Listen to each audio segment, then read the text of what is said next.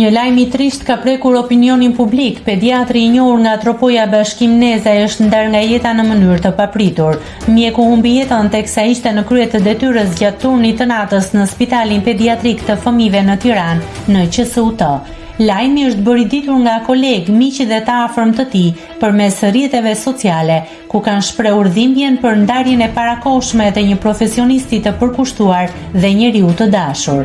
Shuarja e mjekut Nezaj ka tronditur familjarët, miqt dhe komunitetin mjekësor, veçanërisht kolegët e tij në qendrën spitalore Nën Tereza, ku ai shërbente prej vitesh me përkushtim në ndihmë të fëmijëve të SAMUR.